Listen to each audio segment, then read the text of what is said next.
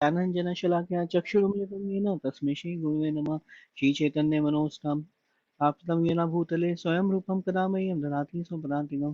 वन्देऽहं श्रीगुरु श्रीयुतपदकमलं श्रीगुरुं च श्रीरूपं साधुसात्वं सागरदात्कंसजीवं साद्वैतं सारधूतं परिजनसहितं श्रीचैतन्यदेवं श्रीराधाकृष्णपदा सर्वगणललिता श्रीविशाखान्विता हे कृष्ण करुणा सिंधु दीन बंधु जगतपते गोपेश गोपिका कांता राधा कांतो नमस्ते तप्त कांचन गौरांगी राधे वृंदावनेश्वरी पुष्पानु देवी वर्माणी हरिप्रिये वांछा कल्पतरुभ्यश्च कृपा सिंधु पतिता नाम पावनेभ्यो वैष्णवभ्यो नमो नमः। जय श्री कृष्ण चैतन्य प्रभु नित्यानंद श्री अद्वैत गदाधर शिवासादि गौर भक्तवृंदा। हरे कृष्णा कृष्णा कृष्णा हरे हरे हरे राम राम राम हरे हरे। जय शिला प्रभुपाद। जय श्रीमद् भगवद गीता यथारूप की जय। ठीक है, तो हम लोग पुनः जो हमारा द्वितीय अध्याय है उसी पे हम लोग आगे बढ़ेंगे और इसमें कुछ इंपॉर्टेंट चीजें थी जैसे, तो उन पर हम प्रयास करेंगे एक बार फिर से रिकैप करने का। तो जैसा मैं बता रहे थे, जो फर्स्ट चैप्टर है वो शुरू होता है धृतराष्ट्र के डाउट से और उसके बाद में फिर जो पांडव होते हैं वो उनकी जो एक युद्ध है अर्जुन है वह भगवान कृष्ण को बोलते हैं कि हमारे रथ को आप दोनों ही सेनाओं के मध्य में ले जाइए। और जब वो दोनों ही सेनाओं के मध्य में खड़े होकर सबको देखते हैं कि कौन कौन योद्धा है ऐसे लड़ने के लिए आए, तो उनको काफी ज्यादा डर और भय उत्पन्न होता है उनके शरीर में अज्ञानता के कारण। और वे ऐसा बोलते हैं कि हमें युद्ध नहीं करना है और वो अलग अलग कारण बताते हैं अपने युद्ध ना करने के, जिसमें कि भगवान कृष्ण फिर उन कारणों के उत्तर देना शुरू करते हैं द्वितीय अध्याय से। और द्वितीय अध्याय में भगवान उनको ज्ञान कर्म बुद्धि के अनुसार अलग अलग जो भी उनके तर्क थे अर्जुन के युद्ध ना करने के लिए उनको एक प्रकार से खंडित करना शुरू करते हैं कि ये जो भी कारण है युद्ध ना करने के वो वास्तव में कारण नहीं है और आप युद्ध करिए। तो पूरे ही जो द्वितीय अध्याय में जितने भी हम श्लोक पढ़ रहे हैं उनका यदि हम सही से उनको समझें तो भगवान उनको बार बार प्रेरित कर रहे हैं कि वे अपना कर्म करें। और जो उनका कर्म क्या है, एक क्षत्रिय का कर्म है उनका कि उनको जो है युद्ध करना चाहिए, वो युद्ध करने के लिए उनको बता रहे हैं। इसी में आगे हम लोग पढ़ रहे हैं कि जैसे हमने लास्ट टाइम पढ़ा था कि कर्म के आधार पर भगवान जैसे बोलते हैं कि कर्म के हमें जो है संबंध में कोई भी हमारे को उसमें कर्म के जो फल होते हैं उनसे आसक्ति नहीं होनी चाहिए। हमें कर्म के जो फल हैं उनके प्रकार से हमें यह नहीं करना चाहिए कि एक कर्म का फल क्या होगा या कैसे रहेगा, उसमें आसक्ति नहीं होनी चाहिए। क्यों? क्योंकि कर्म के जो भी फल है उस पे हमारा अधिकार नहीं है। हमारा अधिकार किस पे है? कार्य करने पे। तो कार्य हमें करना चाहिए, कार्य का फल हमें मिलता है या नहीं मिलता वह हमारे को भगवान के ऊपर छोड़ना चाहिए और उससे हमारे को जो है विचलित नहीं होना चाहिए। तो इसमें अलग अलग कई प्रकार के जैसे भगवान बता रहे हैं कि समाधि की सही मतलब क्या है, ज्ञान का सही मतलब क्या है। और अलग अलग उदाहरणों से भगवान ने जो है ये बताया है कि हम किस प्रकार से अपने कर्म के पथ पर रहते हुए सभी कार्य को कर सकते हैं। फिर इसमें कर्म कांड का एक विषय आता है इसी श्लोक में, इसी अध्याय में 31वें श्लोक से आता है, जिसमें कि भगवान बता रहे हैं कि एक तो ये हो गया कि हम लोग जो है अपना कार्य कर रहे हैं और जो भी हम कार्य कर रहे हैं उससे हमारे को कोई जो है बेनिफिट मिलता है। यदि हम कोई भी कार्य कर रहे हैं तो उसमें तो यह सोचना कि हम यदि कार्य कर रहे हैं और उससे हमारे को किसी प्रकार का कोई बेनिफिट मिल रहा है, ये एक प्रकार का कर्म कांड है। एक प्रकार का कर्म कांड किस लिए? क्योंकि हम जो कार्य कर रहे हैं वो हम लालसा से कर रहे हैं कि हमें इसका कुछ बेनिफिट मिलेगा। तो भगवान इसी को अर्जुन के उत्तर में देते हुए कहते हैं कि यदि आप युद्ध करते हैं तो भी बेनिफिट है। बेनिफिट कैसे है, उसका लाभ किस प्रकार है कि यदि आप जीतेंगे तो आप पूरे पृथ्वी के जितने भी राज्य हैं उन पे आप शासन करेंगे। और यदि आप हारते भी हैं तो क्योंकि आपने युद्ध किया, अपने कर्म के अनुसार आपने चले, तो आपने अपने धर्म के अनुसार चले, तो आपको जो है उच्च लोकों की प्राप्ति होगी। और कहते हैं कि यदि आप युद्ध नहीं करते हैं तो उसमें नुकसान है। उसमें नुकसान किस प्रकार से है कि आपका जो है एक तो जो है आपको जो है पाप लगेगा कि आपने जो है अपना जो आपका कर्म था, आपने जो अपने शास्त्रों द्वारा विधित एक क्षत्रिय का धर्म था, आपने उसका पालन नहीं किया, तो उसको आपको पाप लगेगा। और उसमें बता रहे हैं कि जो भी अ, अर्जुन जो को अगर इस प्रकार के लगेंगे तो इससे जो है आपको क्या होगा, इससे आपकी जो है प्रशंसा नहीं होगी, इससे लोग आपको कहेंगे कि ये जो है डर के ये युद्ध से भाग गए। तो ऐसे सभी लोग आपका परिहास करेंगे, सभी जितने भी योद्धा लोग हैं सभी आपका परिहास करेंगे, और जितने भी आपके शत्रु हैं वो आपको सही जो सम्मान होता है वह नहीं देंगे आगे। जो भी लोग हैं पृथ्वी पे वह आपको एक सम्मानित नजरिए से नहीं देखेंगे। इसी में आगे जो है हम लोग जब पढ़ते हैं तो यह भी बताया गया है कि क्षत्रिय क्या है और क्षत्रिय का धर्म क्या है। तो वास्तव में क्षत्रिय जो है उसका धर्म बताया गया है यहाँ पे कि क्षत्रिय का कर्तव्य है कि उसको अपने जितने भी आपके उसके अधीन जितने भी लोग हैं उनकी रक्षा करनी चाहिए। और उसको क्या करना चाहिए, जरूरत पड़ने पर उसको शस्त्र उठाने चाहिए, कानून और समाज की संतुलन बनाए रखने के लिए। और उसको क्या करना चाहिए कि यदि किसी भी प्रकार के राजा हैं जो कि कार्य कर रहे हैं तो उनको उनको हरा के उनका राज्य भी संभालना चाहिए। और उस राज्य को धर्म के अधीन, धर्म के अनुसार जो वर्णित नियम है उनके अनुसार उसको चलाना चाहिए। और उसमें क्या है कि जो क्षत्रिय होते हैं वो इस प्रकार से नहीं होना चाहिए कि उनको जो है संन्यास मिल गया है, उनको डायरेक्टली संन्यास लेना नहीं चाहिए। क्षत्रियों को ये बहुत जरूरी है कि वो धर्म की रक्षा के लिए जितने भी उनके सिटीजन्स हैं, जितने भी वहां पे लोग हैं उनकी उनकी रक्षा करें। इसी प्रकार से जो क्षत्रिय होते हैं उनकी जो ट्रेनिंग होती है, उनकी ट्रेनिंग भी इसी प्रकार से होती है कि उनको जो है यदि उनको कोई युद्ध के लिए आह्वान दे, युद्ध के लिए उनको कोई बुलाए या किसी भी प्रकार की उनको हत्या करते हैं कुछ करते हैं तो वो उसके लिए वो तैयार रहते हैं। ऐसा नहीं है कि वो जो है उसको अगर कोई उनको युद्ध के लिए बुलाए तो वो एकदम डर के बैठ गया, अरे मैं युद्ध कैसे करने जाऊंगा। तो वो इस प्रकार के जो भी चीजें होती हैं वो उस चीजों के लिए तैयार रहते हैं उसमें। और जो भी जो है किसी भी प्रकार से यदि युद्ध को हटाया जा सकता है तो उसके प्रकार के लिए अगर किसी प्रकार की राजनीतिक की जो भी चीजें हैं तो वो भी वो करने के लिए वो सक्षम होने चाहिए। तो अलग अलग प्रकार के इसमें ये बताया गया है कि क्षत्रियों के लिए धर्म क्या है, और यदि वे ये धर्म का पालन नहीं करते हैं तो क्या होता है।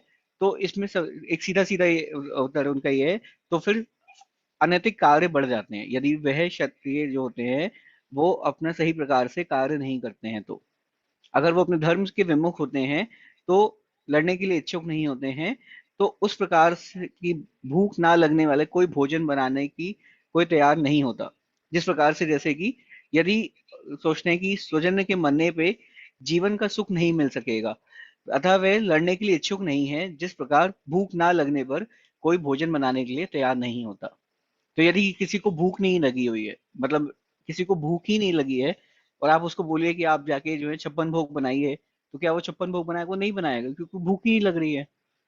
घर में किसी को भी भूख नहीं लगी है और जो घर में माता है उनको बताया जाए कि आप जाके किचन में खाना बनाइए, तो वो खाना क्यों बनाएंगी? क्योंकि वो खाना जो बनाएंगे वो कोई खाएगा नहीं, किसी को भूख ही नहीं लगी है। इसी प्रकार से यहाँ पे बता रहे हैं कि जो भी जो है ये है सोचना कि ये लोग क्षत्रिय हैं और क्षत्रियों को जो है यदि हम मारेंगे या उनसे युद्ध करेंगे तो ये गलत होगा। तो कर्तव्य के विमुख होके जाना वो उसी प्रकार से बताया गया है इसमें। तो हमें अपने कर्तव्यों के साथ कार्य करना यह बहुत जरूरी है। जो भी जिस हिसाब से जिस वर्ण के हिसाब से कर्तव्य हैं वो उस प्रकार से करना। फिर इसके अंदर आगे जो है एक बहुत ही इंपॉर्टेंट बता रहे हैं कि युद्ध जो भी कर रहे हैं वह अपने कर्तव्य के अनुसार करना, अगर हम करते हैं तो वो जो है पाप नहीं लेके आता है, उससे जो है पाप नहीं लगता है।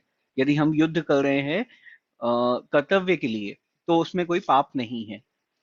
जैसे कि भगवान कृष्ण अर्जुन को कहते हैं कि जो भी निर्णय लेना चाहिए वो जो है अपनी भौतिक इंद्रियों के सुख के लिए या दुख के कारण लेते हुए युद्ध करना, कि हमें भौतिक सुख की प्राप्ति होगी या दुख की प्राप्ति होगी, यह सोचते हुए युद्ध करना ये गलत है।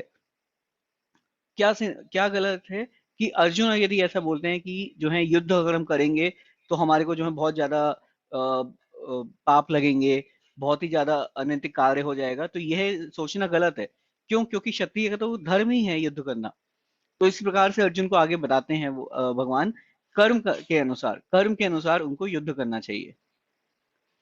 फिर उसके बाद में आगे भगवान अर्जुन बता रहे हैं इसमें बुद्धि योग, जो कि 39वें श्लोक से यहाँ पे शुरू हो रहा है। जो हम देखेंगे 39वें श्लोक से भगवान बुद्धि योग के उसमें बता रहे हैं कि बुद्धि योग के अनुसार हम युद्ध कैसे कर सकते, उसको समझा रहे हैं। अलग तो अलग अलग तर्क देके अलग अलग उसमें बता रहे हैं भगवान, कि इससे पहले कर्म कांड के अनुसार बता रहे हैं, अब बुद्धि योग के अनुसार कि आपको युद्ध क्यों करना चाहिए। बुद्धि योग का मतलब कैसे कह सकते हैं कि यदि हम कुछ भी कार्य करते समय में हमारी जो कॉन्शियसनेस है, हमारी जो सोच है, वह किस प्रकार से है, और यदि हमारी जो कॉन्शियसनेस है वो हम जो है किसी भी कार्य के अनुसार लग के नहीं करेंगे, मतलब कि कार्य के फल के अनुसार लग के नहीं कर रहे हैं, तो हम किस प्रकार से कर रहे हैं कि हम जो भी कुछ कर रहे हैं परमात्मा की सुख इच्छा के अनुसार कर रहे हैं। तो वो जो है एक प्रकार से बुद्धि योगा हुआ, और उसमें भी हमें किसी भी प्रकार का जो अनैतिक कार्यों का फल होगा वह नहीं लगेगा। तो इसमें बहुत ज्यादा जरूरी चीज ये कि आप देखिए कि भगवान कृष्ण जो है किस प्रकार से जो है अर्जुन को मोटिवेट कर रहे हैं।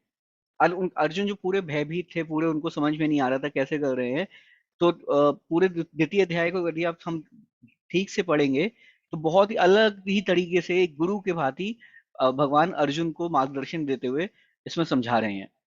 देखिए पहले, सबसे पहले क्या हुआ जब अर्जुन ने भगवान को समर्पित किया अपने आप को 7वें 8वें 9वें श्लोक में, तो वो बिल्कुल डरे हुए थे, उनको समझ में नहीं आ रहा था। वो भगवान से कह रहे हैं कि अब मैं आपको अपना गुरु स्वीकार करता हूँ और मैं अपने आप को अपना शिष्य बनाता हूँ, आप हमें बताइए कि हमारे लिए श्रेयस्कर क्या है।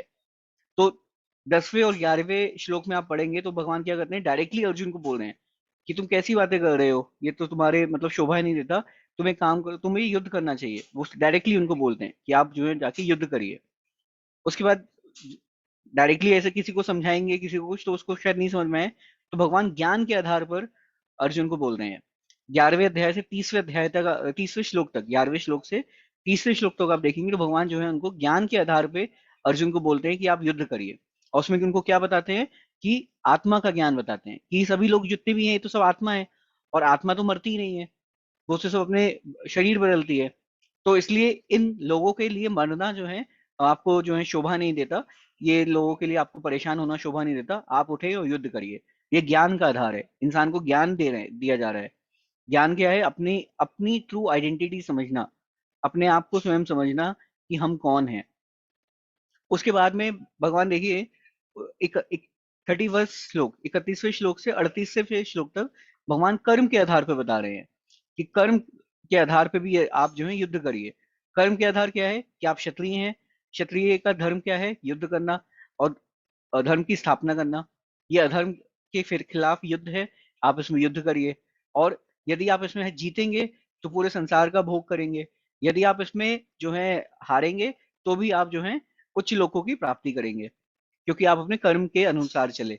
और यदि आप इसमें हार भी जाते हैं तो आपको कोई नुकसान नहीं होगा। क्यों? क्योंकि आपने कर्म के आधार पर युद्ध किया, आप हार गए तो आप जो है उच्च लोकों को प्राप्त करते हैं। और यदि आप युद्ध नहीं करते हैं तो आपको जो है अनैतिक कार्य करते हुए ये जो आप इस युद्ध के विमुख हो रहे हैं, इसका आपको पाप लगेगा और आपकी जो है ख्याति नहीं होगी, आपको सब जो है सम्मान नहीं करेंगे, आपको सब जो है मजाक बनाएंगे।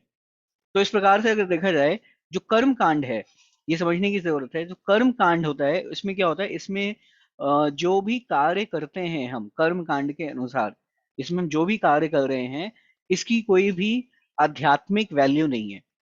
कर्म हम किस लिए कर रहे हैं कि हम कर्म करेंगे, हमने अपने अच्छा के अनुसार हमने कर्म किया और कर्म का हमें हम फल लेंगे। अब वो फल क्या हो सकता है? फल अच्छा भी हो सकता है, बुरा भी हो सकता है। लेकिन कर्म कांड क्या है, उसमें कोई भी आध्यात्मिक दृष्टि नहीं है कर्म कांड में। इसीलिए आज दुनिया में आप देखिए, कई बार आप लोगों ने सुना होगा कि हम लोगों को बोला जाता है कि ये तो सब कर्म कांड है। देवी देवताओं की पूजा करना, अलग अलग चीजें करना, मतलब पूजा किस लिए कर रहे हैं कि हम पूजा कर रहे हैं ताकि हमारे को कोई फल मिल जाए। जैसे कि अलग अलग प्रकार के देवियों के व्रत व्रत होते हैं। कई माता जी हो सकते हैं यहाँ पे सोचें कि ये क्या बता दिया, बताइए। लेकिन कई बार कुछ देवियों के व्रत होते हैं जो कि लोग करते ही इसलिए हैं कि उनको कुछ अच्छे फल की प्राप्ति हो, या कुछ जो है मतलब कुछ इस प्रकार से पूजा करते हैं अपने अपने घरों में कि ऐसा लगता है कि हाँ ठीक है, हम अपने घर में कुछ ऐसा कार्य करेंगे तो हमारे को इस फल की प्राप्ति हो। इस इच्छा से यदि हम करें तो ये सब क्या है? ये कर्म कांड है। क्यों? क्योंकि भगवान स्वयं बोल रहे हैं। अभी 37वें श्लोक में पिछली बार हमने पढ़ा था कि जो हमें हमें अपने कार्य करना चाहिए और कर्म के अनुसार हमें करना चाहिए। हमें फल की इच्छा नहीं करनी चाहिए। फल की इच्छा अगर कर भी रहे हैं तो फल के हमें वो फल मिलेगा नहीं मिलेगा ये हमारे उस पर अधिकार नहीं है। हमने ये पिछली बार चर्चा करी थी इस पे। तो इसी प्रकार से ये जो कर्म कांड है, कर्म कांड में क्या है, कोई भी आध्यात्मिक दृष्टि नहीं है। इसमें सिर्फ क्या है कि हमारे को जो भी हमारे जो ज्ञान है उसके अनुसार हम अपने कार्य कर रहे हैं, अपने वर्ण के अनुसार हम कार्य कर रहे हैं और हम लोग फिर फल से आसक्त रहते हैं। उसके बाद में भगवान देखिए ज्ञान के आधार पर बताने के बाद कर्म कांड के अनुसार आखिर में बताते हैं भगवान फिर निष्काम कर्म योग यानी बुद्धि योग के बारे में। और बुद्धि योग क्या है? बुद्धि योग वास्तव में जो है वो ज्ञान के आधार पर आधारित है, जिसमें कि बता रहे हैं कि हमारे को कार्य कैसे करना चाहिए, निष्काम होके। निष्काम मतलब फल की इच्छा करे बिना यदि हम कार्य कर रहे हैं तो वो हो गया निष्काम कर्म योग। हम कार्य कर रहे हैं लेकिन हम फल की इच्छा नहीं कर रहे हैं, तो वो हो गया जो है निष्काम कर्म योग। तो इस प्रकार से भगवान जो है तीन या चार तरीके से आप देखिए अर्जुन को जो है अलग अलग रूप में उनको समझा रहे हैं कि उनको युद्ध कैसे करना चाहिए। सबसे पहले उनको बताते हैं, डायरेक्टली बोलते हैं कि ये तुम कैसी बातें कर रहे हो, आप युद्ध करिए। फिर दूसरी बार उनको ज्ञान के आधार पर बताते हैं कि आप तो ये शरीर नहीं, आप ये आत्मा है। और उसके बाद में फिर उनको कर्म के आधार पर बता रहे हैं कि आप क्षत्रिय हैं, आपको युद्ध करना चाहिए, ये आपका ड्यूटी है आपकी, ये आपका धर्म है क्षत्रिय के होके कि आपको युद्ध करना चाहिए।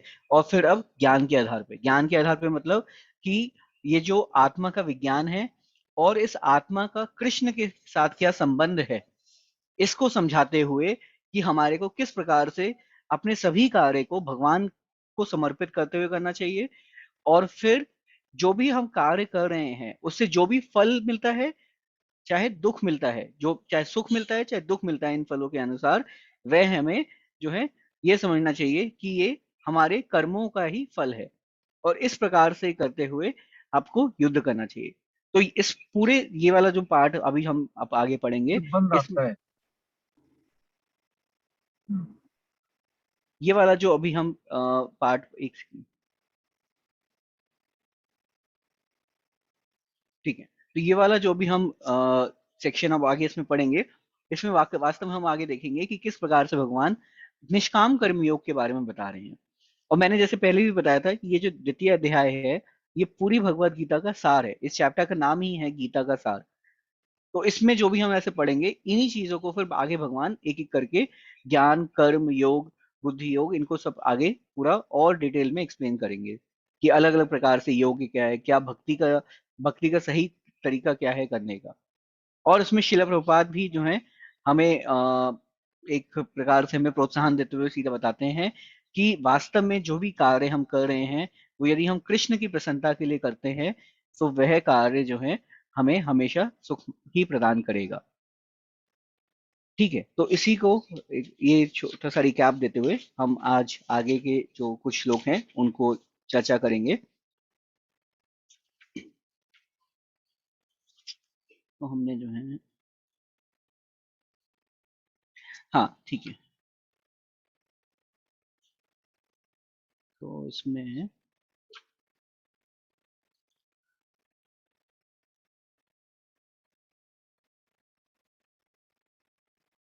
हाँ ठीक है। तो ये हम ठीक है हाँ। तो ये 39 श्लोक है, इससे हम चर्चा शुरू करेंगे। और इसी में आगे हम जो है बुद्धि योग जो कि सांख्य योग के बारे में इसमें तो बताएंगे, जिसमें कि भगवान आत्मा तथा शरीर के विषय में बताते हैं कि आत्मा और शरीर को किस प्रकार से कार्य कर सकते हैं। और कार्य करते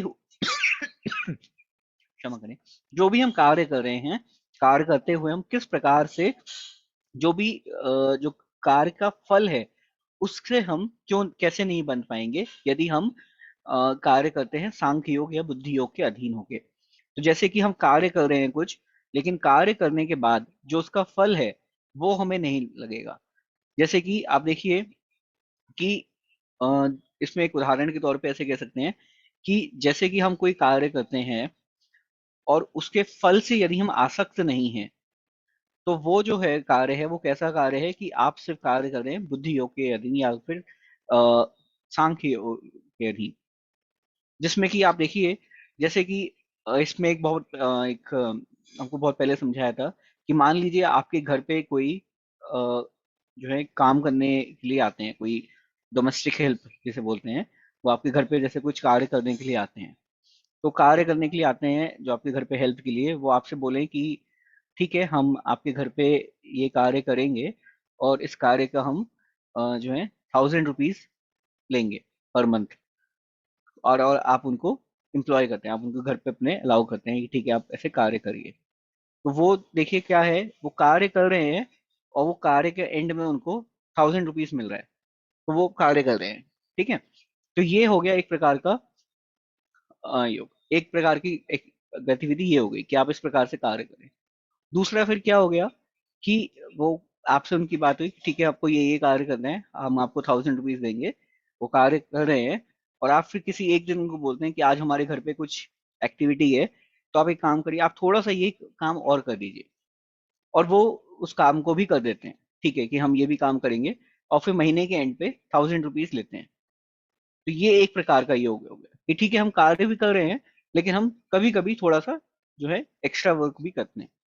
और फिर तीसरा क्या हो गया कि हम जो है आपने घर पे आए, आपने उनको बोला कि ठीक है 1000 रुपीज हम ये काम करेंगे, और हम उस प्रकार से ये 1000 रुपीज का आपने कार्य दिया, उनको जो काम दिया वो कर रहे हैं। आप उनको जो मंथ में अगर कुछ एडिशनल वर्क भी बोलते हैं तो वो भी वो कर रहे हैं। और फिर मंथ के एंड में जब वो उनको आपने 1000 रुपीज दिया, तो 1000 रुपीज भी उन्होंने आपको दे दिया, वो बोले कि 1000 रुपीज आप हमारी तरफ से मंदिर में दे दीजिए। ठीक है। तो देखिए इन तीनों चीजों में का पहले समझेंगे थोड़ा सा, और फिर हम इनको सही से बताएंगे, और कि ये तीनों चीजें किस किस प्रकार से व्यक्ति के जीवन में आते आती हैं। कि एक चीज हो गया कि हमारे को जो है बताया गया कि ये कार्य करना है और इस कार्य का ये फल है, ठीक है। तो एक बस हम क्या करें, हम सिर्फ उतना कार्य करेंगे और अपना जो उतना फल है उतना हम लेंगे, उसके बाहर हमें कुछ नहीं देख रहे हैं। दूसरा क्या है कि हम ये कार्य कर रहे हैं, ये इसका फल भी है, और इस कार्य को करते हुए यदि हमें कुछ एडिशनल भी करने को ऐसे आता है तो हम उससे विचलित नहीं होते हैं, हम वो भी कार्य करते हैं इसका इस फल की ही स्वरूप समझते हुए कि ये जो फल हमें मिल रहा है इसी के स्वरूप में हमें ये एडिशनल कार्य भी हम कर रहे हैं और हम ये कार्य भी करते हैं। और तीसरा क्या है जो कि बहुत जरूरी है, वो है निष्काम कर्म योग, जिसको कि हम भगवान बता रहे हैं यहाँ पे बुद्धि योग के तौर पे, कि हम क्या कर रहे हैं, हम कार्य कर रहे हैं, कार्य के साथ कुछ एडिशनल वर्क है या कुछ भी है वो भी कर रहे हैं, और जो फल मिल रहा है वो उसके लिए हम आसक्त नहीं है। वो फल हमें मिलता है तो ठीक है, नहीं मिल रहा है तो भी ठीक है, और फल मिल भी रहा है तो वो हम भगवान की सेवा में ही दे देते हैं। तो वो है बुद्धि योग, वो है निष्काम कर्म योग, कि जो भी हम कर रहे हैं, जो भी कार्य हम कर रहे हैं, वो हम भगवान की इच्छा, भगवान की प्रसन्नता समझते हुए कर रहे हैं। और भगवान कुछ कुछ भी अगर उससे फल मिलता है तो वो भी हम भगवान को ही अर्पित कर रहे हैं। तो ये जो बुद्धि योग ये एक निष्काम कर्म योग है। वास्तव में एक इंसान के लिए इस प्रकार से कर्म के फल से डिटैच होना, यही जो है बुद्धि योग में कहलाया जाता है। तो हमारे को जो है क्या समझना चाहिए कि सबसे पहले तो इसमें आप आगे इसमें हम तात्पर्य में यदि विस्तार से पढ़ेंगे तो भगवान शिल प्रपात जी, शिल प्रपात जी इसमें अलग अलग प्रकार के जो जितने भी वर्णित हम समाज में देखते हैं, अलग अलग प्रकार के लोग जो है अपने अपनी धारणाएं लेके आते हैं कि किस प्रकार से हमें कार्य करना चाहिए। वो सारी जो है चीजों को खंडित कर रहे हैं इसमें, इस पर तात्पर्य में काफी। अब देखिए 39 श्लोक का जो तात्पर्य है काफी बड़ा है, अराउंड 2 पेज का तात्पर्य है। दो पेज के तात्पर्य में शिल प्रपात जी बहुत अच्छे से खंडित कर रहे हैं इस सभी कार्य को। और उसमें फिर बता रहे हैं कि वास्तव में जो कर्म फल है, जो हमारा ये जो भी हमारे जो हम अ, अ, फल की लालसा के साथ में यदि हम कोई कार्य करते हैं, और जो बुद्धि योग के साथ में यदि हम कार्य करते हैं, तो उसमें क्या डिफरेंस है ये बता रहे हैं।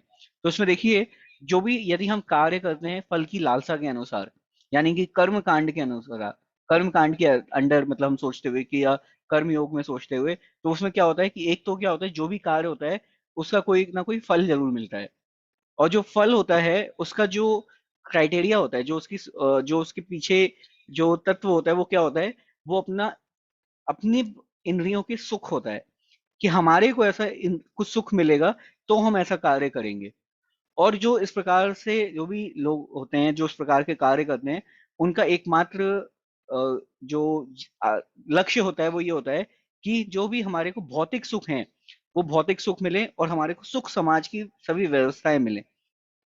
और ये सभी कार्य जो हम करते हैं, इस प्रकार के कार्यों से क्या होता है कि हम और ज्यादा इन कार्यों में बनते चले जाते हैं। इनसे इस प्रकार के कार्य करते करते हमारे को जो है मुक्ति नहीं मिलती है। लेकिन जो निष्काम कर्मी योग है, जो बुद्धि योग है, इसकी सबसे ज्यादा क्वालिटी क्या है, इसकी सबसे अच्छा क्या है कि यह कार्य जो है ये भावनामृत कार्य है।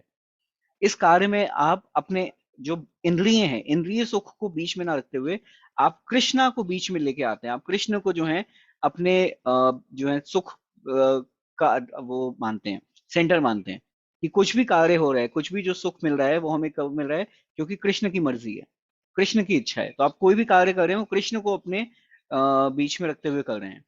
और इस प्रकार से क्या होता है कि इस कार्य को करने से, निष्काम कर्मियों के कार्य करने के अंदर जितने भी प्रकार का ज्ञान है वह भगवान की कृपा के अनुसार हमें अपने आप मिलता है।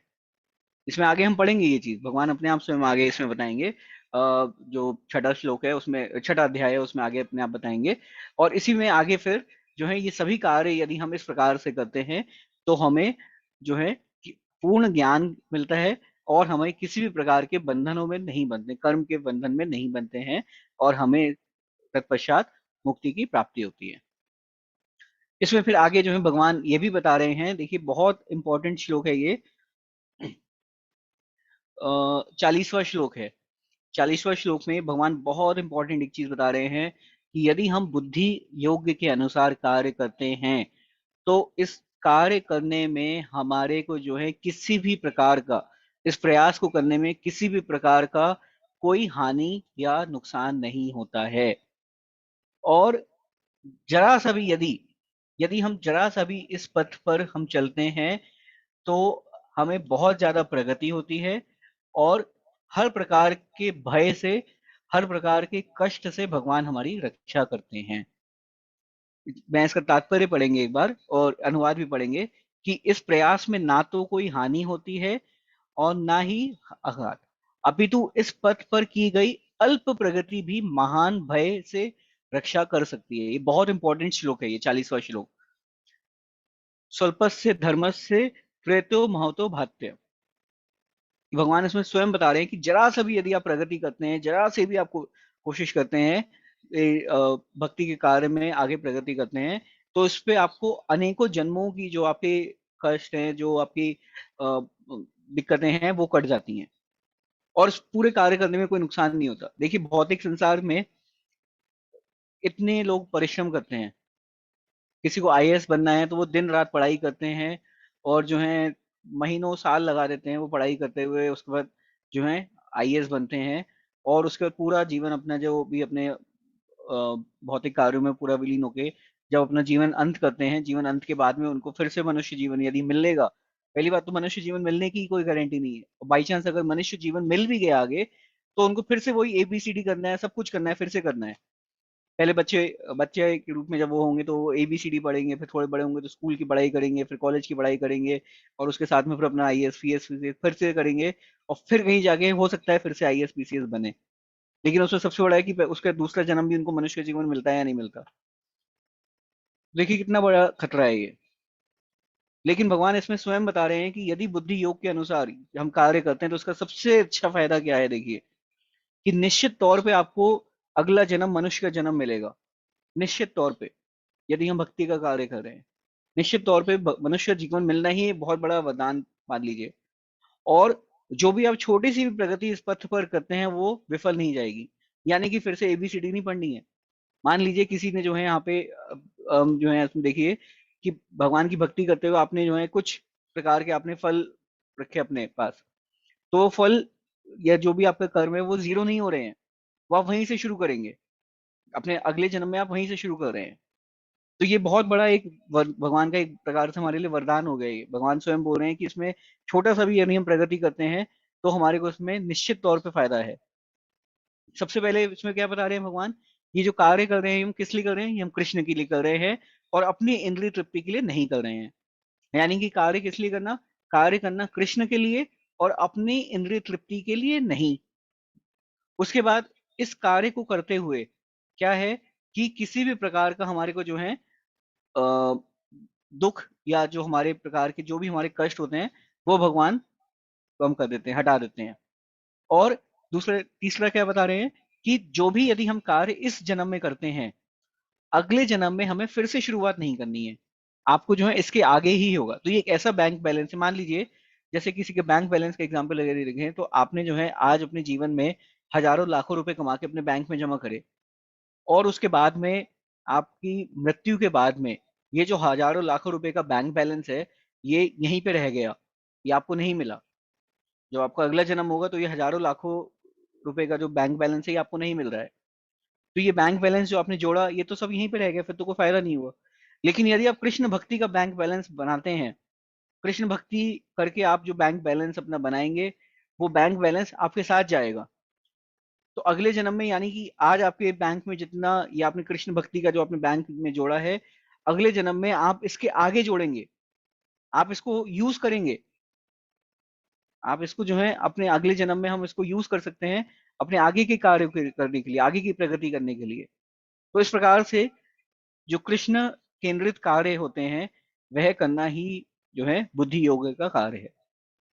फिर इसमें आगे भगवान इसमें और भी बता रहे हैं आगे कि ये जो हम कार्य करते हैं ये जो है श्रद्धा के अनुसार कार्य है और इसमें जो है किसी भी प्रकार की जो है क्षणिक भी जो है इंसान को विफलता कह सकते हैं या एक जो है दृढ़ता मिलती है। आप जैसे जैसे इस कार्य को करते हैं, जैसे जैसे इस कार्य को हम इस पे चलना शुरू होते हैं तो उससे हमारा एक तो हमारा दृढ़ निश्चय बढ़ता है और हम आगे और इसमें जो है हमारे को भरोसा मिलेगा एक प्रकार से। किस प्रकार से, एक तो हमारे को जो है अ, आत्मा का ज्ञान हमें धीरे धीरे मिलता है कि हम वास्तव में हम कौन है, और हमें मिलता है परमात्मा का ज्ञान मिलता है कि भगवान कौन है। और भगवान कौन है इसके साथ साथ हमारे को क्या मिलता है, हमारा आत्मा के साथ क्या संबंध है, भगवान के साथ हमारा क्या संबंध है। और फिर हम भगवान की जब जिस प्रकार से हम सेवा करते हैं तो ये उस प्रकार से इसमें बहुत अच्छा सा उदाहरण बताया गया है। ये 41वां श्लोक है, इसमें बहुत अच्छा एक उदाहरण बताया जा रहा है कि जिस प्रकार से हम पेड़ की जड़ों में पानी जब डालते हैं, पेड़ की जड़ों में पानी डालने के बाद में पूरे वृक्ष को जो है उस जल पहुंच जाता है। आपको जो है अलग से किसी भी पत्तियों को, किसी भी पेड़ के लगे फूलों को पानी नहीं देने की आवश्यकता है यदि आप पेड़ की जड़ में पानी डाल रहे हैं। इसी प्रकार से यदि हम भगवान कृष्ण को जो है संतुष्ट करते हैं तो हमें और अन्य कोई भी पूजा या कोई भी हमें कार्य करने की जरूरत नहीं है। यहाँ पे भगवान का नाम वासुदेव के नाम से बता रहे हैं। यहाँ पे वासुदेव को बता रहे हैं जो कि सभी कारणों के कारण हैं। यदि हम उनकी जो है आराधना करते हैं तो हमें और कोई भी कार्य करने की आवश्यकता नहीं है। इसमें बहुत अच्छा उदाहरण है, आप लोग समय आपको मिल रहा है, आप अवश्य इस तात्पर्य को पढ़िए। ये चलिए अभी पढ़ लेते हैं, बहुत अच्छा हुआ है कि कृष्ण भावना वाले व्यक्ति का दृढ़ निश्चय ज्ञान पर आधारित है। कृष्ण भावना वाला व्यक्ति अत्यंत दुर्लभ जीव और है जो भली भांति जानता है कि वासुदेव या कृष्ण समस्त प्रकट कारणों के मूल कारण है। जिस प्रकार वृक्ष की जड़ सींचने पर स्वतः ही पत्तियों तथा टहनियों में जल पहुंच जाता है, उसी प्रकार कृष्ण भावना भावित होने पर मनुष्य प्रत्येक प्राणी की अर्थात अपनी, परिवार की, समाज की, मानवता की सर्वोच्च सेवा कर सकता है। यदि मनुष्य के कर्मों से कृष्ण प्रसन्न हो जाएं, तो प्रत्येक व्यक्ति संतुष्ट होगा। बहुत अच्छा तात्पर्य है ये, जिसमें भगवान इसमें बता रहे हैं कि लोग आज की डेट में देखिए, लोग बहुत अलग अलग कार्य करते हैं। लोग वेलफेयर का कार्य करते हैं, लोग सोशल सर्विस, आजकल एक बहुत बड़ा कॉमन वो है कि सोशल सर्विस करके अपना एक एनजीओ ओपन करेंगे। उस एनजीओ के आधार पे सरकार से और जो है अलग अलग प्रकार से लोगों से चंदा इकट्ठा करते हैं और फिर कहते हैं कि हम जो है गरीबों को खाना देंगे, हम जो है अलग अलग प्रकार से कोई कपड़े देते हैं, कुछ इस प्रकार से बहुत अलग अलग कई प्रकार के हम एनजीओ जो कि नॉन गवर्नमेंट ऑर्गेनाइजेशंस हैं, सोशल सर्विस का कार्य करते हैं। तो यहाँ पे भगवान स्वयं बता रहे हैं कि यदि हम जो है भगवान कृष्ण को केंद्रित में रखते हुए कार्य करते हैं, तो सभी जीवन, सभी ये जो मनुष्य हैं, सभी जीव हैं, उनकी संतुष्टि होगी। इसमें परिवार की, समाज की, मानवता की सर्वोच्च सेवा कर सकते हैं इस प्रकार से, यदि कृष्ण कॉन्शियसनेस लेके आते हैं। इसीलिए कृष्ण कॉन्शियसनेस, इसीलिए कृष्ण भावना भावित सबसे सर्वोच्च कार्य है। आप किसी को दे क्या रहे हैं? आप किसी को कृष्णा दे रहे हैं। और देखिए इसमें साफ लिखा है, यदि मनुष्य के कर्मों से कृष्ण प्रसन्न हो जाएं, तो प्रत्येक व्यक्ति संतुष्ट होगा। ये चीज समझना, ये चीज जीवन में लागू करना वास्तव में बहुत जरूरी है। वास्तव में हमें कार्य करना चाहिए कृष्ण की प्रसन्नता के लिए। लोगों को क्या प्रसन्न करेंगे हम? कई बार लोग कहते हैं कि हम ऑफिस में ज्यादा काम करेंगे तो हमारा बॉस खुश होगा। उसको आप जितना काम करेंगे वो आपको और उतना ही काम देगा। उनको हम ज्यादा संतुष्ट नहीं कर सकते हैं, लेकिन कृष्ण को संतुष्ट कर लिया तो सभी की संतुष्टि हो जाएगी। ये बहुत इंपॉर्टेंट है, ये बात समझना। कृष्ण की संतुष्टि के लिए कार्य करना सब बहुत ज्यादा जरूरी है। यदि हम कृष्ण की संतुष्टि के लिए कार्य करते हैं, तो किसी भी प्रकार से हमें असंतुष्टि नहीं होगी, पूरे संसार को संतुष्टि मिलेगी और सभी का पोषण होगा। सब भगवान सबकी करते हैं। हमने पिछली बार भी बताया था कि चींटी से लेकर हाथी तक का सबके जो खाने की व्यवस्था भगवान कर रहे हैं। और इंसान जो भगवान से विमुख है, वो अभी तब भी भूखे रह जाते हैं। उनको तब भी समझ में नहीं आता कि कैसे हम जी कैसे लालन पालन करें। ठीक है, तो इसी को आगे भी पढ़ेंगे। इसमें आगे फिर भगवान जो है भगवान कृष्ण के बारे में का भी बताया गया कि किस प्रकार से हमें सेवा करनी चाहिए और भगवान को समझना चाहिए। और भगवान के प्रतिनिधि जो गुरु हैं, उनको करना चाहिए, उनको उनकी सेवा कैसे करनी चाहिए। क्यों? क्योंकि उनको पता है कि वास्तव में जो शिष्य है उसका स्वभाव कैसा है, और वो गुरु जो है वो शिष्य को कृष्ण भावना में कार्य करने के लिए उसको गाइड कर सकते हैं। और उसका जो कार्य है, जो उसकी भावना है कि मुझे कृष्ण भावना में पे कार्य करना है, वो उसको और दृढ़ता लेके आते हैं गुरु। तो इसमें आगे ही इसमें एक गुरु की जो है बताया गया कि हमें किस प्रकार से गुरु की सेवा करनी चाहिए। और कृष्ण की सेवा, गुरु की सेवा किस प्रकार से। यस्य प्रसादा भगवत प्रसादो, जैसे हम बोलते हैं, हाँ, यस्य प्रसादा भगवत प्रसादो यस्य प्रसादो न गति कतोपि धायन सुवाम तस्य यस्याति संध्यम वंदे गुरु श्री चरणारविंदम। तो जैसे कि इसमें बता रहे हैं कि गुरु की दृष्टि से भगवान भी प्रसन्न होते हैं, और गुरु को प्रसन्न किए बिना कृष्ण भावनामृत के स्तर पर नहीं पहुंचने की संभावना रहती है। अतः मुझे उनका चिंतन करना चाहिए दिन में 3 बार, जिनकी कृपा से यह याचना हुई है, और अपने गुरु को सदा नमस्कार करना चाहिए। तो इसमें आगे भगवान इसी में ये भी बता रहे हैं कि कृष्ण को पाना है यदि, तो हमें गुरु आवश्यक है। हम कृष्ण को डायरेक्टली नहीं पहुंच सकते। कृष्ण को पाने के लिए गुरु की आवश्यकता होती है। और गुरु होता है, वो वास्तव में अपने शिष्य को गाइड करते हैं कि कैसे आपको और कृष्ण भावनावादी बनना चाहिए।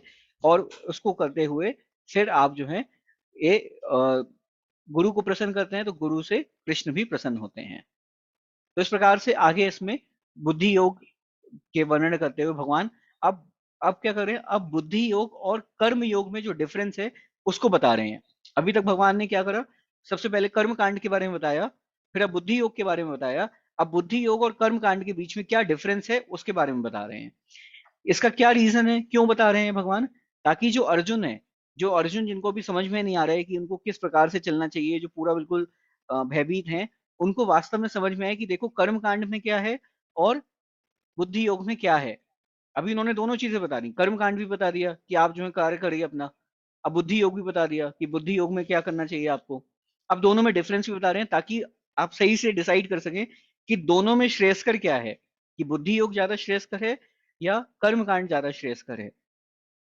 तो इस प्रकार से भगवान इसमें आगे आगे के श्लोकों में ये भी बताएंगे कि किस प्रकार से हमें इन दोनों में डिफरेंस क्या है, बुद्धि योग और कर्म योग में। तो कर्म योग में जैसे कि हमने बताया कि कर्म योग में क्या होता है कि आप कार्य कर रहे हैं और आपको क्या है, फल की लालसा है। आप एक कार्य कर रहे हैं क्योंकि आपको एक फल कोई चाहिए, और आपको फल की लालसा है, तो आप कार्य कर रहे हैं। और उसमें क्या है कि ये दोनों ही जो हैं क्या होता है कि एक तो आपको इंद्रिय तृप्ति की सुख लालसा रहती है कि जो मेरी जो इंद्रियां हैं, मेरी जितनी भी मेरी सेंसेस हैं, इनको मैं सही से जो है फुलफिल कर पाऊँ। मेरी जितनी भी मटेरियल नीड है, मेरी जितनी भी मटेरियल चीजें हैं, इनको मैं सही से फुल कर पाऊँ। तो ये दोनों ही चीजें, सेंस ग्रेटिफिकेशन जो कि मेरी इंद्रिय तृप्ति की भावना है, और भौतिक जितने भी सुख और की चीजें हैं, ये दोनों ही चीजें कृष्ण भावनामृत में एक बहुत बड़ा बाधा बनती हैं। क्यों? क्योंकि आप बहुत ज्यादा अपनी इंद्रिय सुख के लिए अगर ज्यादा कार्य करेंगे तो भगवान की सुख के लिए नहीं कर पाएंगे, भगवान को केंद्रित नहीं कर पाएंगे। हर चीज में यदि हम यही सोचेंगे कि मेरा लाभ किस चीज में है, तो आप भगवान को केंद्रित नहीं कर पाएंगे। इसी प्रकार से यदि हम बहुत ज्यादा भौतिक इच्छाओं से, भौतिक सुखों के उसमें फंसे रहेंगे, तो हम भगवान की सेवा में अधीन नहीं हो पाएंगे ज्यादा। और ये दोनों ही चीजें हम देखते हैं कि कृष्ण की सेवा में बाधा बनती हैं, ये दोनों ही चीजें। आपको ओके, ठीक है। ठीक है, तो एक सेकंड। तो इसमें इसी में आगे भगवान बता रहे हैं कि है, ये एक प्रकार से, हरे कृष्णा, हरे कृष्णा, आप लोग सुन पा रहे हैं मेरे को?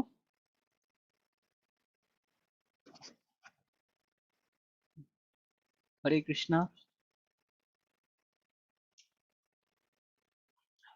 हरे कृष्णा, आवाज आ रही है आप लोगों को? हाँ, सुन पा रहे हैं। ओके, ठीक है। कुछ मेरा नेटवर्क डिस्टर्ब हो रहा था, तो इसलिए मुझे लगा शायद बंद हो। ठीक है, तो आगे इसमें देखिए कि इसमें आगे भगवान बता रहे हैं कि जो कर्म कांड है, वो कर्म कांड वास्तव में क्या है।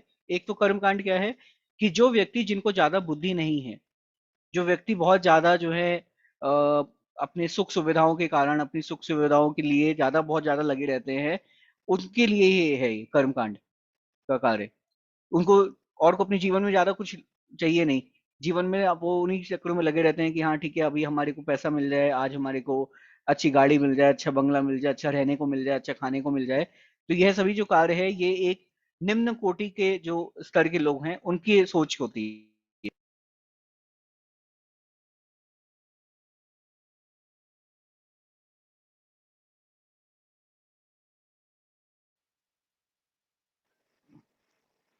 हरे कृष्णा। कुछ एक प्रॉब्लम है इसमें। हाँ, तो जो निम्न कोटि के व्यक्ति होते हैं, जिनको थोड़ा कम जो है ज्ञान है, ये उसका मार्ग है, कर्म कांड का मार्ग। क्यों? क्योंकि आप कार्य कर रहे हैं, कार्य के बाद आपको फल मिल रहा है, आप उसी में खुश हैं। तो इसमें इस प्रकार से एक बहुत अच्छा उदाहरण के तौर पे बता रहे हैं। ये 42वां श्लोक है। इसमें बहुत अच्छे से एक उदाहरण के तौर पे बता रहे हैं कि कई बार आपने देखा होगा कि जो बहुत ज्यादा जहरीले वृक्ष होते हैं, जो बहुत ज्यादा जंगल में हम देखते हैं, वो बहुत ज्यादा जहरीले वृक्ष होते हैं, उनके जो फूल होते हैं, बड़े सुंदर सुंदर होते हैं, बहुत ही ज्यादा, जैसे कहते हैं लुभावने से होते हैं, अलग, बहुत ही विचित्र रंगीन फूल होते हैं उनके। और जो मूर्ख होते हैं, वो क्या करते हैं, वो उन फूलों से बहुत ज्यादा प्रभावित होते हैं, उन फूलों के द्वारा बहुत ज्यादा आकर्षित होते हैं, और वो जाके वो फूल खा लेते हैं। और फूल खाने के बाद में क्या होता है, वो उनको जो है, वो जहर, जो जहरीला पेड़ है उसका जो जहर होता है, वो बोलता है। तो इसी प्रकार से बता रहे हैं कि जिस प्रकार जो है, जो कम बुद्धिमान व्यक्ति होते हैं, वो क्या करते हैं, वो इसी प्रकार की इंद्रिय तृप्तियां और उच्च कोटि के जो सुख होते हैं, उनसे जुड़े रहते हैं। उनको ये लगता है कि हमारे लिए यही बहुत सब कुछ है, और वो क्या करते हैं, इन्हीं चीजों में अपने आप को पूर्ण तरीके से लगा लेते हैं। जिस प्रकार से इसमें एक और ये बता रहे हैं कि जैसे कि जो काफी ज्यादा, अगर बहुत ज्यादा अनेक प्रकार का अगर यदि धन एकत्रित कर लेते हैं, तो उनको क्या होता है, वे जो व्यक्ति होते हैं, हमने शायद पहले भी ये डिस्कस किया था कि वो क्या करते हैं, वो बहुत ज्यादा शराब और स्त्री संग और इस प्रकार की गतिविधियों में लग जाते हैं। क्यों? क्योंकि उनको लगने लगता है कि यही सुख है, पैसा है, और उससे हमारे को यही सुख मिल रहा है। तो इस प्रकार से उनको इन्हीं चीजों में लग जाते हैं वो। तो ये एक उन्होंने सबसे पहले बता रहे हैं कि कर्म कांड जो है, जो कार्य है, कर्म कांड का जो मार्ग है, ये जो कम बुद्धिमान व्यक्ति हैं, उनके लिए ये कार्य है। क्यों? क्योंकि उनको जो है, अपने आप को कर्म के अधीन वो मानते हुए, और ये अपने जो भी भौतिक सुख होते हैं, उनकी लालसा में लग जाते हैं लोग। फिर इसके बाद भगवान बता रहे हैं कि ये जो कार्य है, ये जो कर्म कांड का मार्ग है, इसमें जो सबसे बड़े जो दो चीजें आपको मिलती हैं, वो होती हैं ऐश्वर्य और भोग की लालसा। ऐश्वर्य की आपको लगने लगता है कि हमें ऐश्वर्य चाहिए और हमें भोग लेके आना है। तो ऐश्वर्य और भोग की लालसा जो है, वो दोनों ही क्या है, जो आपका भक्ति योग का मार्ग है, उसमें सबसे बड़ी बाधा है। तो देखिए, कर्म कांड से आपको क्या मिल रहा है? ऐश्वर्य मिल रहा है और भोग मिल रहा है। और ऐश्वर्य भोग ही क्या है? कर्म कांड की जो बुद्धि योग है, जो भक्ति योग है, उसमें सबसे बड़ी जो है बाधा है। तो यानी कि यदि आपको बुद्धि योग या भक्ति योग के मार्ग पे यदि आना है, तो कर्म कांड का मार्ग छोड़ना पड़ेगा आपको। जो है, जो भोग की लालसा है, ऐश्वर्य की लालसा है, इसको खत्म करना होगा, इसको कम करना होगा। तभी इसमें प्रगति हो सकती है। ये सीधा सीधा इसलिए भगवान ने पहले कर्म कांड बताया, बुद्धि योग बताया, फिर दोनों में अब इसलिए डिफरेंस भी बता रहे हैं।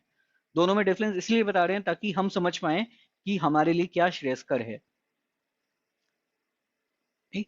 फिर इसमें आगे इस प्रकार से आगे ही जब हम बढ़ते हैं, तो भगवान इसमें एक अलग एक और जो है बता रहे हैं कि जो संकीर्तन यज्ञ है, जो हम कृष्ण भावना भावित ये जो कीर्तन करते हैं, ये वास्तव में सबसे उच्च कार्य क्यों है।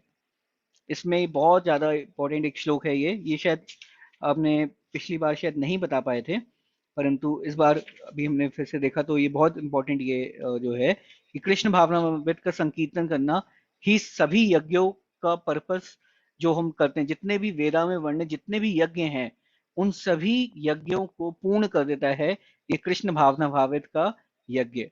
ये कृष्ण भावना भावित जो संकीर्तन यज्ञ है, ये सभी सबसे बेस्ट चीज है अपनी सोई हुई कृष्ण भावना, जो हमारी केंद्र इंद्रियां हैं उनको जगाने के लिए।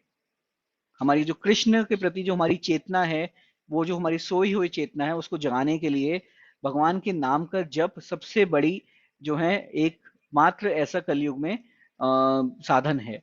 ये बता रहे हैं इसमें। ये 46वें श्लोक में यदि हम पढ़ेंगे, तो ये बहुत अच्छे से वर्णित है इसके अंदर कि जो कृष्ण संकीर्तन ये जो हम करते हैं, ये कृष्ण संकीर्तन हम इसलिए करते हैं क्यों? क्योंकि कलयुग जो है, ये जो कलयुग का समय चल रहा है, इसके अंदर बहुत सारे त्रुटियां हैं, इसके अंदर बहुत सारी त्रुटियां हैं, इसके अंदर से बहुत सारी कमियां हैं। ये जो कृष्ण भाव हम भगवान की जो वेदों में वर्णित जितने भी यज्ञ हैं, जितने भी सभी कार्य हैं, कलयुग में इस प्रकार के कार्य नहीं हो सकते हैं। ना तो हम हजारों वर्ष की तपस्या कर सकते हैं, ना ही हम बहुत उच्च स्तर से हम यज्ञ कर सकते हैं, क्योंकि यज्ञ के अंदर जो सामग्री होती है, जो करने वाले होते हैं, वो शुद्ध नहीं है। आज आप देखिए, बाहर यदि हम देखेंगे, तो जो ब्राह्मण होते हैं, जो नाम से वैसे जो ब्राह्मण हैं, देखिए नाम से ब्राह्मण हैं, लेकिन उनके कई सारे कार्य जो है वो शूद्रों से भी बुरे हैं। वो जो ब्राह्मण है वो आज जो है मीट मच्छी तो छोड़िए, वो प्याज लहसुन खाते हैं। तो जो प्याज लहसुन अगर यदि आप खा रहे हैं, तो आप ब्राह्मण नहीं बन सकते हैं। ब्राह्मण के लिए सबसे पहले आपको प्याज को त्यागना होगा। ये क्योंकि प्याज जो है ये वास्तव में ये सात्विक फूड नहीं है। प्याज एक रजोगुण का फूड है, रजोगुण तमोगुण लेके आता है। प्याज नहीं, प्याज लोग खाते हैं उसमें। तो ऐसे ब्राह्मण जो है, हम एक मुझे याद आ रहा है, अभी हम कुछ समय पहले हम एक हमारी फैमिली में एक मैरिज थी, तो वहां पे उन्होंने ब्राह्मण को लाया, तो कर्मकांडी ब्राह्मण थे वो। तो वो कर्मकांडी ब्राह्मण ऐसे कि मतलब वो आए थे और वो जो है शादी के ऊपर वो विधि करा रहे थे, उसका 21,000 51,000 रुपये मांग रहे थे वो। और उसके बाद फिर वहां पे जब वो खाने करेंगे, तो सबसे पहले उन्होंने अपनी प्लेट में प्याज रख लिए। तो मैं वहीं पे खड़ा, तो मैंने उनसे बोला, आप प्याज क्यों खा रहे हैं? आप तो हैं, तो कहते हैं हम तो दवाई समझ के खाते हैं, हम तो दवाई, ये तो औषधि है हमारे लिए, तो इसलिए हम तो प्याज खाते हैं। और उसके बाद प्याज खाने लगे। तो ऐसे ब्राह्मण है देखिए। जो पंडित हैं, शादी जैसा कार्य इतना बहुत ज्यादा, जैसे कहते हैं शादी का कार्य जो होता है, वो देखिए दो आत्माओं का बंधन है वो इतना सात्विक कार्य है वो। और उसमें जो पंडित आए हैं वो वहां पे प्याज खा रहे हैं, तो वो पंडित ही अशुद्ध हैं। तो कलयुग के अंदर यही यही कलयुग की कमियां हैं। कलयुग के अंदर यही सबसे बड़ी कमियां है कि जो ब्राह्मण जैसे लोग हैं वो इस प्रकार के कार्य कर रहे हैं। तो आप किस प्रकार का यज्ञ करेंगे? कोई अगर ये सोचे कि हम बहुत अच्छे से यज्ञ करेंगे, तो वो यज्ञ के लिए शुद्धि ही नहीं है। सामग्री है वो शुद्ध नहीं है, सामग्री बहुत अशुद्ध है जो यज्ञ के लिए हम सामग्री लेके आते हैं। घी आजकल हम देखते हैं मार्केट में, घी कई अलग अलग प्रकार से प्रोसेस होता है, तो वो कई बार जो है अशुद्ध होता है घी। और जो सामग्री चाहिए होती है, हवन सामग्री चाहिए होती है, वो अशुद्ध है। ब्राह्मण अशुद्ध हैं। तो आप किस प्रकार से शुद्ध हवन कर सकते हैं? नहीं कर सकते। तो इसीलिए ये जो वेदों में वर्णित अलग अलग प्रकार की तपस्याएं हैं, अलग अलग प्रकार के यज्ञ हैं। ये कलयुग में करना बहुत डिफिकल्ट है, बहुत कठिन है ये। इसीलिए ये जो संकीर्तन यज्ञ है, ये सबसे ज्यादा जो है इजीएस्ट मेथड है, सबसे ज्यादा आसान तरीका है ये संकीर्तन यज्ञ करना। क्यों? क्योंकि इसके लिए कुछ ऐसा क्वालिफिकेशन की रिक्वायरमेंट नहीं है कि आपको बहुत ज्यादा कोई हाईली क्वालिफाइड होना चाहिए तभी आप भगवान का नाम जप सकते हैं। आप देखिए भगवान का नाम जपना कितना आसान है। आप दोनों, आप जो भी लोग मेरे को अभी सुन रहे हैं, आप भले ही वीडियो ऑन करें या ना करें, बस अपने दोनों हाथ ऊपर करें, भगवान का नाम लें, हरे कृष्णा कृष्णा कृष्णा हरे हरे, हरे राम राम राम हरे हरे। कितना आसान है भगवान का नाम लेना। जहां आप बैठे हैं वहां बैठे बैठे ले सकते हैं भगवान का नाम। तो इतना आसान है। भगवान ने अपनी पूर्ण जो शक्ति है इस हरि नाम में दी है। भगवान के नाम में और भगवान के स्वरूप में, भगवान की लीलाओं धाम, गुण लीला धाम में कोई अंतर नहीं है। जितना ही भगवान के नाम में पावर है उतनी भगवान में भी पावर है, सब बिल्कुल सेम है भगवान के नाम में। और कोई क्वालिफिकेशन नहीं चाहिए। और वेदों में वर्णित जितने भी अनेक प्रकार की तपस्याएं हैं, अलग अलग प्रकार की जितनी भी चीजें हैं, उन सबसे सबसे आसान है भगवान का नाम जप करना। और भगवान का नाम जप करना सबसे ज्यादा क्या है, सुगम तरीका है। ये वेदों में वर्णित सभी प्रकार के यज्ञ और तपस्याओं के बराबर है। तो इसीलिए ये जो संकीर्तन यज्ञ है, ये 46वें श्लोक में यदि हम पढ़ेंगे, तो इसीलिए ये संकीर्तन यज्ञ को सबसे ज्यादा श्रेष्ठकर माना गया है। क्यों? क्योंकि सभी प्रकार के बड़े से बड़े जितने भी यज्ञ हैं, जितने भी बड़ी से बड़ी तपस्याएं हैं, ये सभी इस संकीर्तन के माध्यम से पूर्ण करी जा सकती हैं। इसलिए इस संकीर्तन यज्ञ को पढ़ा गया है। इस श्लोक में जो अनुवाद में वे बहुत अच्छे से बता रहे हैं कि एक छोटे से कूप का सारा कार्य एक विशाल जलाशय से तुरंत पूर्ण हो जाता है। यानी कि जो एक छोटा सा कुआं भी होता है, हमने शायद पिछली बार भी डिस्कस किया था, परंतु मैंने सोचा ये एक इम्पॉर्टेंट पॉइंट है, आप सबको बताना चाहिए। तो एक छोटा सा जो कुआं होता है, उसमें जल होता है, और बड़ा सा जो बहुत बड़ा होगा वो भी वही कार्य करेगा, प्यास बुझाने का। तो इसी प्रकार से ये सब जो संकीर्तन यज्ञ है, यह भी वो सारा कार्य कर देगा जो भी हमारे को वेदों में वर्णित जितने भी यज्ञ और तपस्याएं होती हैं। और यह जो मार्ग है, यह जो तरीका है करने का, ये वास्तव में तरीका किसके लिए है? जो कि जो है वो लोग जिनको कि वास्तव में भगवान की या अपने आप की जो है रियलाइजेशन है जिनको। तो ये जो रियलाइजेशन को रिलेशनशिप जो हमारी भगवान के साथ है, इसको जागाने का सबसे सुगम तरीका है ये संकीर्तन यज्ञ करना। और संकीर्तन यज्ञ करने के लिए बहुत आसान है, जैसे मैंने अभी बताया, आप जहां भी बैठे हैं वहां पे भगवान का नाम ले सकते हैं। अपने साथ में आप लोग जो है भगवान का नाम कभी भी ले सकते हैं। और इसका पर्पस क्या है, इसका देखिए सबसे अच्छा फायदा क्या है। एक तो आपको तुरंत भगवान का नाम लेते हैं तो आपको सुख की अनुभूति होती है। और हमारे को जो है क्या होता है, भगवान से जो हमारा जो खोया हुआ संबंध है वो पुनः जागृत होने लगता है। शिल प्रभुपाद जी अपनी किताब में बताते हैं, on the way to Krishna, Krishna की ओर करके उन्होंने एक छोटी किताब लिखी है। उस किताब में भगवान बताते हैं, प्रभुपाद जी बता रहे हैं कि जिस प्रकार से एक बहुत बड़ी इमारत है, बहुत बड़ी इमारत है, यदि उसको आप सफाई ना करें बाहर से आप देखिए कई बार कुछ बैंक या बड़ी बड़ी इमारतें आजकल बनती हैं, उसमें बाहर लोग शीशा लगा देते हैं। तो पूरा जो शीशा लगा हुआ है, उस शीशे की कितनी सफाई नहीं हुई, तो बाहर जो धूल, सड़क पे जब गाड़ियां चलती हैं या कोई बड़ी गाड़ियां कुछ भी चलती हैं, तो और आंधी तूफान आते हैं, तो वो जो शीशा होता है, वो शीशे की जो चमक होती है वो धीरे धीरे खत्म होने लगती है, क्योंकि बाहर की धूल और मिट्टी उस पर जमने लगती है। और उसको जमते जमते जमते जमते एक दिन वो शीशा इतना ज्यादा ऐसा हो जाता है कि अंदर जिस हमने शीशा लगाया था ताकि अंदर रोशनी आए, वो अंदर रोशनी आनी ही बंद हो जाती है। तो शीशे को फिर लोग क्या करते हैं, लोग जो कंपनी होती है वो बैंक वाले या जो जिनकी बिल्डिंग होती है वो क्या करते हैं, वो एक आदमी को बुला के लेके आते हैं, वो बाहर से उसको बोलते हैं शीशा साफ करिए। तो शीशा साफ करना शुरू करता है, तो वो एक बार कपड़ा मारता है तो साफ नहीं होता। उस कपड़े को धीरे धीरे धीरे धीरे वो करते हैं, तो शीशा बिल्कुल नए जैसा साफ हो जाता है। और फिर बहुत अच्छी से धूप आती है, बहुत अच्छी से रोशनी आती है। इसी प्रकार से जो हमारा हृदय है, इसके अंदर जन्मों से इस हृदय के ऊपर जो हमारे जन्मों के कर्म है उनकी मिट्टी जमी हुई है। और जब हम धीरे धीरे कृष्ण भावनामृत का नाम लेना शुरू करते हैं, हरे कृष्णा कृष्णा कृष्णा हरे हरे, हरे राम राम राम हरे हरे, हम धीरे धीरे ऐसे नाम लेते हैं, तो हम क्या करें, हम अपने हृदय के ऊपर से वो कालिक मिटा रहे हैं। धीरे धीरे धीरे धीरे जब हम वो कालिक मिटाते हैं, तो एक दिन ऐसा आता है वास्तव में कि जब हम भगवान का शुद्ध नाम जप कर पाते हैं और हमें वास्तव में वो सुख की अनुभूति होती है। तो इसलिए कृष्ण भावना को आप सभी लोग से मैं पुनः प्रार्थना करूंगा, इसको आप अपनाइए। आप लोग यदि समय मिले आप लोगों को, तो आप मंदिर या अपने बड़ों से जहाँ से भी सुगम हो आप यहाँ हमें बता सकते हैं। तो अपने लिए आप लोग जो है एक जो जप माला होती है वो जप माला लीजिए आप लोग, और कम से कम नहीं तो एक माला अवश्य करिए भगवान के नाम की।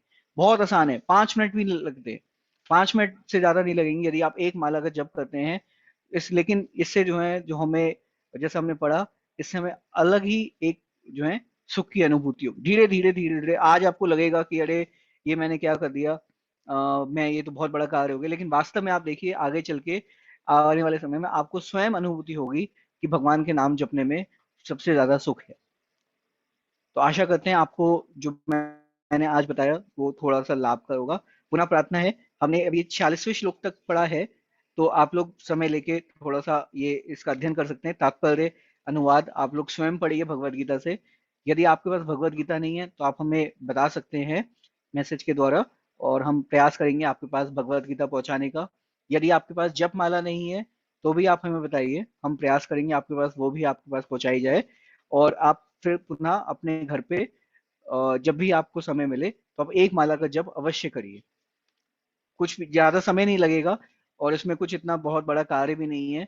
आप स्वयं महसूस करेंगे कि वास्तव में भगवान का जप नाम लेने से ही आप देखेंगे कि जिस पर भगवान स्वयं बता रहे हैं, मैं आपको लगेगा मैं कह रहा हूँ, देखिए देखिए भगवान स्वयं यहाँ पे बता रहे हैं। अभी हमने कुछ ही पूर्ण पहले पढ़ा था कि थोड़ी सी भी यदि हम प्रगति इस मार्ग पे करेंगे तो हमारी बहुत ज्यादा जो है अच्छी गति होती है, और हमारे जो बड़े से बड़े कष्ट होते हैं वो भगवान हल लेते हैं।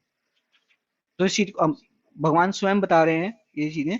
आप सभी से प्रार्थना है इस चीज को थोड़ा सा अमल करें। और यदि किसी को प्रश्न हो तो यहाँ पे अभी हम ले सकते हैं, यहीं पे रुकेंगे 5 मिनट। कोई प्रश्न हो तो पूछ सकते हैं, हैंड रेस करके या अनम्यूट करके पूछ सकते हैं।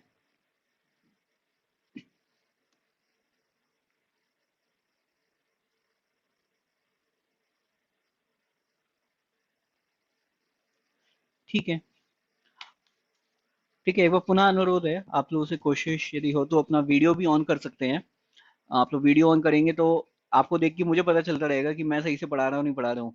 वरना कई बार ये होता है कि वीडियो ऑन आप लोगों को नहीं होगा तो धीरे धीरे पता चला मैंने कुछ गलत भी पढ़ाया, तो आप लोग उसको सही से करेक्ट नहीं कर पाएंगे, मेरे को करेक्ट नहीं हो पाएगा। तो मेरे लाभ के लिए आप लोगों से प्रार्थना है, आप अपना वीडियो भी ऑन रख सकते हैं इस समय में। यदि कुछ और इम्पोर्टेंट कार्य है, घर का कार्य है, तो ऑब्वियसली उस पर आप बता वो अपने हिसाब से कर सकते हैं। और कोई प्रश्न हो तो आप लोग हमसे बाद में भी पूछ सकते हैं। प्रार्थना है, ठीक है। तो आप सभी को नव वर्ष की बहुत बहुत शुभकामनाएं। अभी हमने नया साल शुरू करा है, और अलग अलग प्रकार के लोग प्रण लेते हैं, अलग अलग प्रकार से लोग कार्य करते हैं। हमारी आपसे ये प्रार्थना है इस साल आप भी ऐसा कुछ हम सभी को मिले और अच्छे से हम सही से प्रगति कर सकें, और इसमें जो है भगवत गीता को अपने जीवन में ला सकें।